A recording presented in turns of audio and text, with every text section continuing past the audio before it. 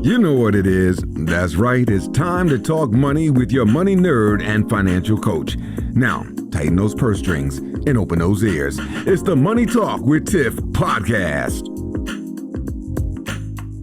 Hey everyone, I am so excited because I have Diana Miriam on the line. Now, Diana is an expert in FI, but just not any FI when I say FI, financial independence, y'all, but Coast FI. And so there's a myriad of different FIs out there, and we've never talked about Coast FI on the line. So, hey Diana, how are you?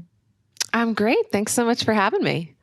Perfect. Well, let's just hop right in. What is this Coast FI? If you can just give us just the brief overview of what it is and maybe an example of how that would play out. Absolutely. Well, I think when I think about the FIRE movement and kind of the terminology that we use, which I get for people who aren't familiar with the FIRE movement, it may be a little annoying, like all this kind of like terminology that we use where we're really just trying to create some shared meaning against this kind of very niche movement. And a lot of people are familiar with traditional FIRE, financial independence, retire early, where what we're doing is striving to get to 25 times our annual expenses in our nest egg. That is at the point that we say we're financially independent. We can quit our jobs if we want. We can retire early. That's kind of how people come up with their FI number, like that goalpost that they're striving for. So I think most people are kind of familiar with having 25 times your expenses, the 4% rule, all that kind of stuff. Where Coast FI comes in is I really kind of look at FI as a spectrum, right? Kind of, there's milestones on the path to achieving 25 times your annual expenses. And Coast FI to me is one of those milestones. So I would say the first milestone is probably becoming debt-free, right? That's a big one for a lot of people. That was actually my favorite part of my money journey, becoming debt-free. Then you save your emergency fund. Then you save your FU money or peace out money for the polite among us, right? And then there's this other milestone called Coast FI. And so a more direct answer to your question, it's at the point when you have enough in your investment portfolio where it is going to grow to through the power of compound interest to what you need later in life for a more traditional retirement. I like to think of it as front loading your traditional retirement savings. And the benefit to this is after you reach Coast FI, in theory, you're debt free as far as like high interest consumer debt. You have your emergency fund, you have your FU money. So you've got your kind of cash position, right? Kind of settled. And then your traditional retirement savings are done. So in theory, you really just need to cover your expenses each year until later in life when you start drawing down on your portfolio. And what I like about Coast FI is it allows you to kind of take your foot off the gas like much earlier in life and just let compound interest do the rest of the work for you. Interesting. Okay. So Coast FI is when you pretty much fund your retirement accounts, but you have the option of continuing to work or, doing whatever it is you're doing and just keep doing that until it's time to start taking out from your retirement. Is that correct? Right. So really your only like financial need at that point of reaching Coast FI is to cover your yearly expenses. And so for someone like me, my expenses are super low. And so I'm able to cover them on just 4 hours of work a week. I tell people I retired from my corporate career because I'm not gainfully employed, right? Like 4 hours a week is basically a hobby at that point. And so I think it's a milestone on the path and it allows you to kind of make some big changes in your life a lot sooner than waiting until you have 25 times your expenses. Diana, I love that. And I feel like it gives really like actionable items for people to strive to. And it doesn't feel as daunting as, like, for instance, the 25 times and all of that stuff. So if people were getting started with CoastFi, what are some tips or some things that they should keep in mind? It sounds like one of them is to make sure you know your numbers. 100%. I mean, when it comes to any financial planning, forecasting, even determining what is my FI number, you have to have a really good sense of what your expenses are now, because that's really the main point of data you have to work with. I think it's impossible at any stage of life, especially when you're really young, to know like at any point I have all the money I'll ever need for the rest of my life. Right? I think early retirement and financial independence, it's kind of an optimistic act, right? Because you're basing your decisions on a lot of assumptions. And that's another reason why I like making moves when you reach certain milestones versus waiting until you get to this goalpost of 25 times, because what we see a lot in the FIRE movement is that goalpost keeps moving as your circumstances of your life change. And so by kind of taking on some changes earlier, you kind of get to experience the freedom of financial independence without like completely pulling the plug. I think it's very jarring for people to go from like working full time to not working at all. And they think that, their bank account is going to give them permission to take these big risks. But what we see a lot of people talking about is like, I'm not ready for that. I'm not ready to go from full steam ahead to like completely stopping everything. And so I think by like exercising some freedoms along the way, you get to kind of understand what it feels like to have more autonomy over your time versus like pulling the plug later completely. Yes, I love that. And personally, I'm what I'm doing now, I'm like, I could totally see myself doing this forever, like for life. I don't see an end. And for people like me, that are doing what they love to do, they're like, well, I don't want to retire. So that kind of gives us some hope, with all of the fluff out there about, fire and all that stuff. It gives us some attainable goalposts that we can move, we can strive for, and things like that. So I really like this concept of CoastFi. And I feel like this might be something that I want to strive for in the meantime, in between time.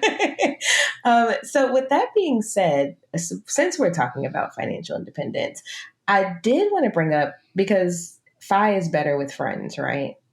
Absolutely. What's the point of retiring early if you have no one to hang out with?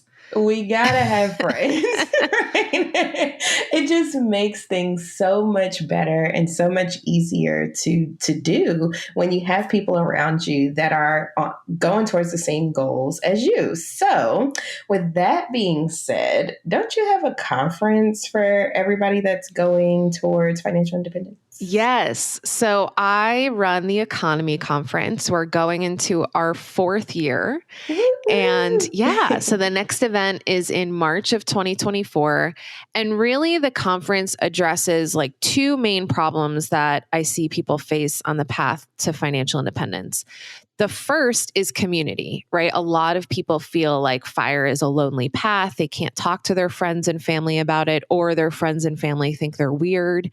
And so to surround yourself with, people who are thinking a bit differently about money and lifestyle design and, that kind of stuff, I think is really helpful for people. I know for me, especially like surrounding myself with people from the FIRE movement has drastically improved my path. The second issue that we solve is that when you first discover FIRE, a lot of us are super gung-ho. We like lower our expenses, we increase our income, we come up with our investment strategy. And then you kind of like 5 to 7 years in, I mean, it could take anywhere from 5 to 20 years for someone to reach FI.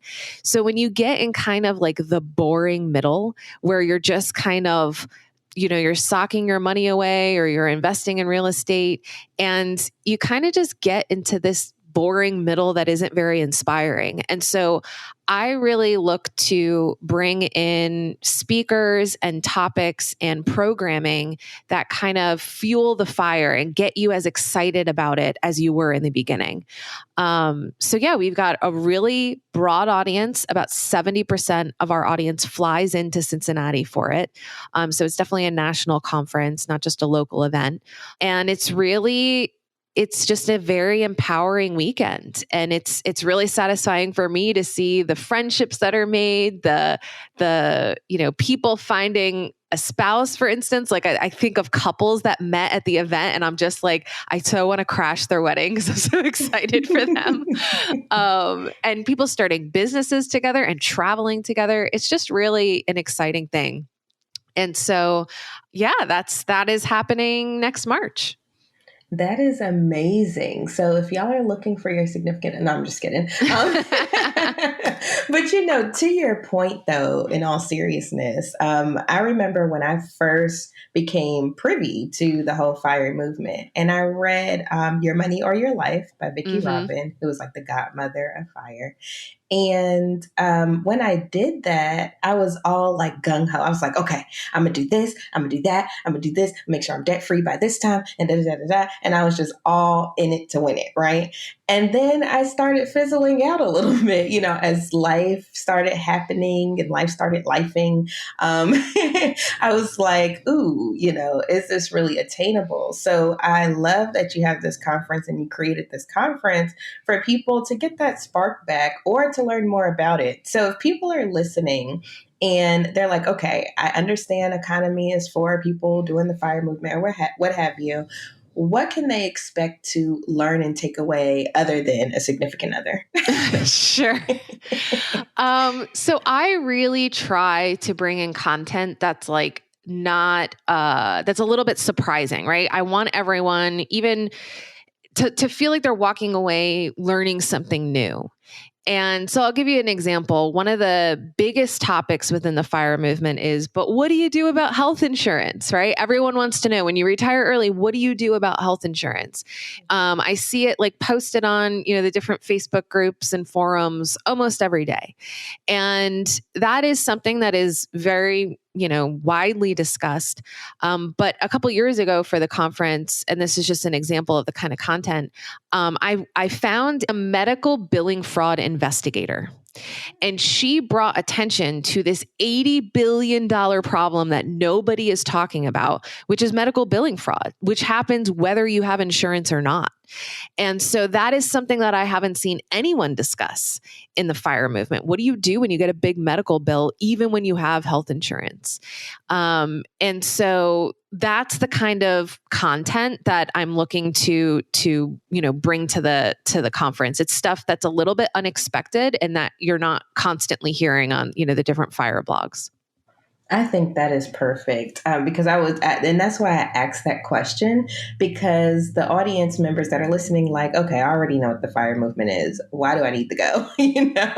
That gives some insight into the types of topics that may not be discussed on these FIRE blogs or FIRE podcasts or FIRE social media, because y'all are everywhere. It may not be discussed. So I appreciate you coming on the podcast discussing COSFI and then also the EconoMe Conference, because like I said, just from my own experience, it's really important to have like-minded individuals around you and in your corner. So if people are interested in finding out more about either COSFI or EconoMe or anything FIRE related, how could they find you? Sure. You can go to economyconference.com, and economy is spelled with an M-E at the end instead of an M-Y, a little play on words there. But economyconference.com is where you can learn all about the conference, check out our speakers and our programming. And for listeners of this show, I'm going to give you a 10% discount for tickets with the coupon code TIFF. All caps, TIFF, will get you 10% off tickets. And the next event is March 15th through 17th of 2024. Ooh, March 15th, that's my birthday. But yes, and I will make sure I have all of those links and information in the show notes because we love a good discount, don't we, y'all? So thank you so much, Diana, for coming on the show today. And I hope to see you all at EconoMe. Bye. Thank you for listening, joining, and being a part of the Money Talk with Tiff podcast this week. You can check Tiff out every Thursday for a new Money Talk podcast. But if you just can't wait until next week, you can listen to previous podcast episodes at moneytalkwitht.com or follow Tiff on all social media platforms at Money Talk with T. Until next time, spend wise by spending less than you make. A word to the money wise is always sufficient.